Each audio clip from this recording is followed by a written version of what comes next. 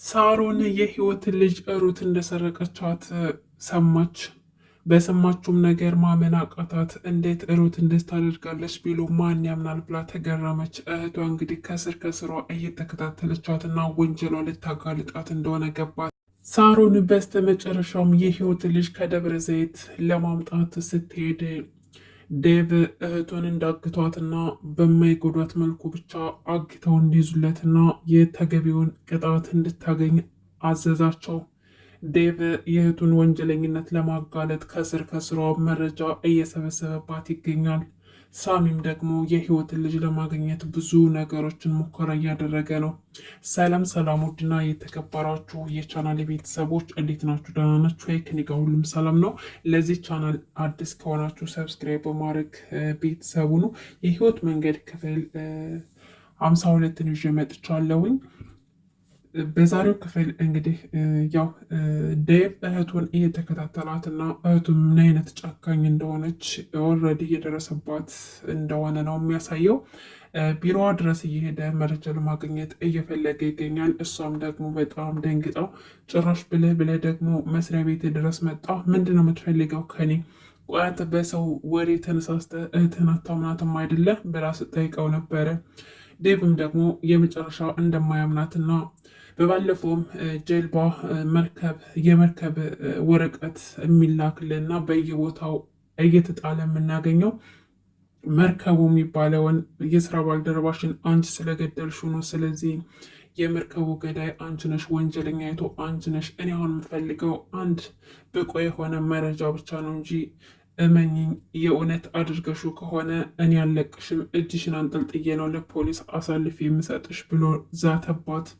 ሳሮን ደግሞ እሱን የፈለግከውን ነገር ማድረግ ትችላለህ፣ እኔ በፍጹም እሱን አልገደልኩትም። የሰው ወደ የሰማ ዝም ብለህ እኔን አትረብሸኝ፣ ከስራ ታስተጓጉለኝ። ቆይ ከኔ ምንድን ነው የምትፈልገው? እኔ ምንም ነገር አላደረግኩም ብላ እንግዲህ ወንጀሏን ለመሸፋፈን ትሞክራለች። ሳሮን እንግዲህ ማስመሰሏና ጭካኔዋ ከዚህ በላይ የት እንደሚደርስ አሁንም አይታወቅም። እንደቀጠለች ነው ማለት ነው። ለህይወት ያላት ጥላቻ እንደቀጠለ ነው። እንግዲህ ያው እህቷ መሆኗን አታውቅም። ህይወትና ዴቭ ደግሞ ጨለል ያለ ፍቅር ውስጥ ገብተዋል። እህትና ወንድም መሆናቸውን ሳያውቁ ፍቅር ውስጥ ናቸው ያሉት። ነገር ግን ካሉበት ስሜት የሚያወጣቸው ሰው ጠፍቷል። ሩት ነበረች። ሩትም ደግሞ የጀመርኩትን ነገር ሳልቋጭ እነሱን አላስቆምም እያለች እንግዲህ በቻለችው አቅም እነሱን ለማራራቅ ብትሞክርም ነገር ግን ሳይታሰብ ያልሆኑ መሆን የሌለባቸው ነገሮች እየተፈጠሩ ነው። ምሳሌ በባለፈው እራት ምሽት አድርጎ ሰርፕራይዝ አድርጓት ነበረ። የዛን የሩት ባደርስ ኑሮ እስከ መሳሳምም ከዛም አልፎ ደግሞ አብረው እስከ መተኛት የሚደርሱ ነበር። እንግዲህ እህትና ወንድም ናቸው፣ እነሱ አያውቁም። ሩት ግን ታውቃለች። እውነታውን ብትነግራቸው ይሻል ነበረ። ሩትም ያው ከባድ ሁኔታ ውስጥ ስለሆነች ነው እንጂ እነሱ እንደዚህ አይነት ህይወት ውስጥ እንዲገቡ አትፈልግም። ነገር ግን በዘገየሽ ቁጥር እነሱ ደግሞ እየተሳሳቱ ነው ያሉት ማለት ነው።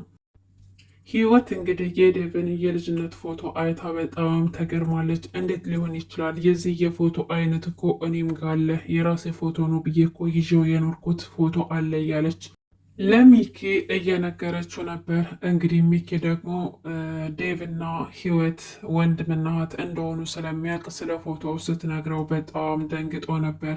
ምን ማለት ነው ደግሞ እያለ ሲጠይቃት እስኪ ላሳይህና ትፈርዳለህ። የዚህ አይነት ፎቶ እኮ በእጅ ነበረ፣ እንደውም ተቀዶብኝ ነው እንጂ ነበረኝ። ካላመንከኝ ደግሞ ላሳይህ ይችላለሁ ስትለው ሚኪ በጣም ደነገጠና ውህ ደግሞ ራስ ምታት የተነሳብኝ በጣም እኮ ነው ያመመኝ እያለ ሲነግራት ህይወትም እና ምን ይሻላል ምን ላደርግልህ ስትለው የሚሻለውማ ማስታገሻዬ ነው የምፈልገው፣ እሱ ደግሞ ጨርሻለሁኝ፣ ሂጂና ፋርማሲ አምጭልኝ፣ የራስ ህመም ማስታገሻ ስታያቸው ይሰጡሻል አላት። ከዛም በኋላ ህይወት መድኃኒቱን ልታመጣለት ሄደች።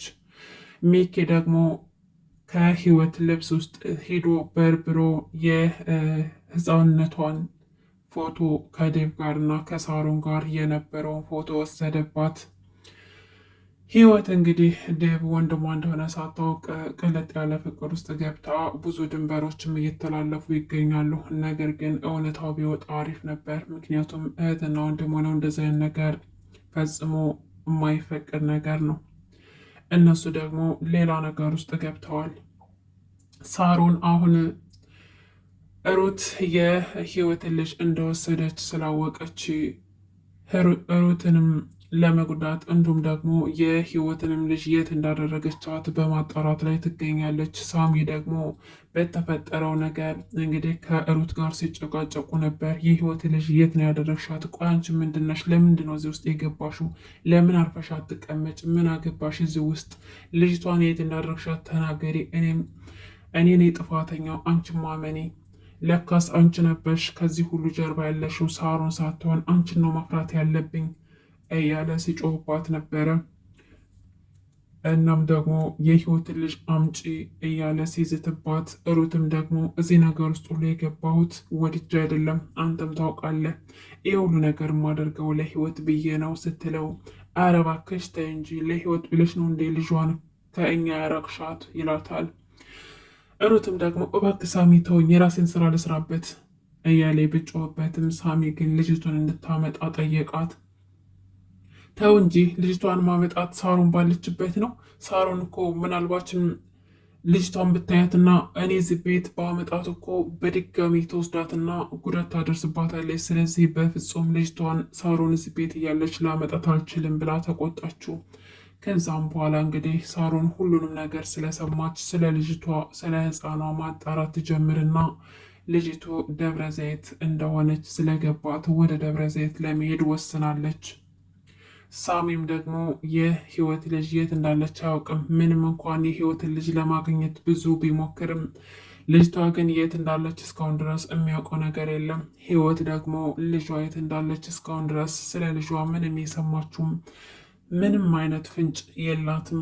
ነገር ግን ልጅ ትመጣለች እያለች እስካሁን ድረስ በተስፋ አለች። አሁን ሳሮን በድጋሚ ብታገኛት እውነት ልጅቷን ትጎዳታለች ወይስ አትጎዳትም የሚለው የሁላችንም ጥያቄ ነው ማለት ነው።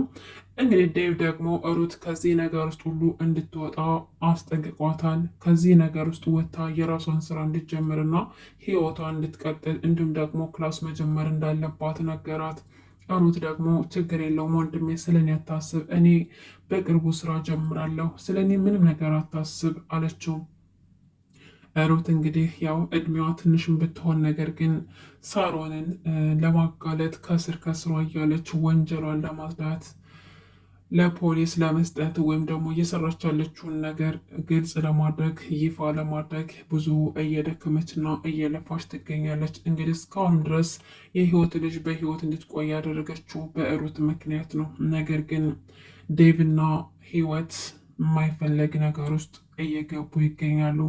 ሳሚ ዴቭንና ህይወትን አብሮ ሳያቸው እናንተ ደግሞ እንደዚህ አብሮ ለማሳለፍ ሌላ ቦታ አይሻላችሁም ነበር እንዴ? እዚህ ግቢ ውስጥ እኮ ብዙ ሰው ያያቸዋል ብሎ አላቸው። ዴቭም ደግሞ አንተ አያገባህም፣ ሳሚ የጠየቀ የለም፣ ያንተ ፍቃድ የጠየቀ የለም ቢለውም ህይወት ግን የእርጎ ዝንብ የማይገባበት እኮ የለውም አለች። በሳሚ ተናደለች። ሚክ እንግዲህ ሩትን ዴቭ የያዘውን መረጃ እንድታመጣለት ጠይቋት ስለነበር ያንን መረጃ በጣም እየፈለገው ይገኛል። ምክንያቱም እየሞተው መርከቡ የሚባለው አጎቱ ስለሆነና አሁን እዛ ቤት ሚኪ የመጣው የውጭ ፕሮሰስ ኑሮት ሳይሆን ሳሮንን ተከታትሎ ያው የአጎቱን ገዳይ ለማወቅ ብቻ ሲል ነው። ሳሚ ደግሞ ጠርጥሮታል። ብዙ ጊዜ ከሩት ጋር ስለሚያየው የሆነ ነገር አለ ብሎ ስለጠረጠረው እኔ የምልህ ሚኪ የውጭ ፕሮሰስህ እንዴት ሆነልህ አለው። እሱም ደግሞ ፈጣሪ ካሳካልኝ ጥሩ ሁኔታ እየሄደ ነው ይለዋል። ምናልባት እንኳን ተሳክቶልኝ ከሄድኩኝ አንድ ጅንስ ሱሪ እልክልሃለሁ፣ አጥብቀህ ዱአ አድርግልኝ አለው። ሳሚም ደግሞ ምን ነው ብትመኝልኝ እንኳን ጥሩ ነገር አትመኝም እንዴ? ጥሩ ነገር ለማድረግ አትመኝም? ጅንስ ለእኔ የምትመኝልኝ አለው። ሚኪም እኔ እማላደርገውን ነገር አላወራም፣ ይህንንም ያልኩ ማድረግ ስለምችል ብቻ ነው እንጂ እማልችለውን ነገር በውሸት አልናገርም ይለዋል። እኔም እኮ ወደዛ መሄድ ፈልጋለሁኝ ምናልባት የአንተ ፌክ ካልሆነ ብሎ ይነቅለዋል ማለት ነው። ሳሚ እንግዲህ የሆነ ጥርጣሬ ጠርጥሯል። በብዛት ከሩት ጋር ስለሚያቸው የሆነ ነገር አላቸው ብሎ ጠርጥሯል። እናም ደግሞ ሩት የዛ ቤት ልጅ እንዳልሆነች ሳሚ ጠንቅቆ ስለሚያውቅ ከጀርባ የሆነ ነገር አለ ብሎ ይጠረጥራል። ሩት አሁን ላይ በወንድሟ ደስተኛ ናት። ምክንያቱም ዴቭ ሳሮንን እየጠረጠራትና ወንጀሏን እያጠራ ስለሆነ ወንድሟ ቢያንስም እንኳን እየጠረጠራት እንደሆነ ሳሮን በጣም ደስ ብሏታል።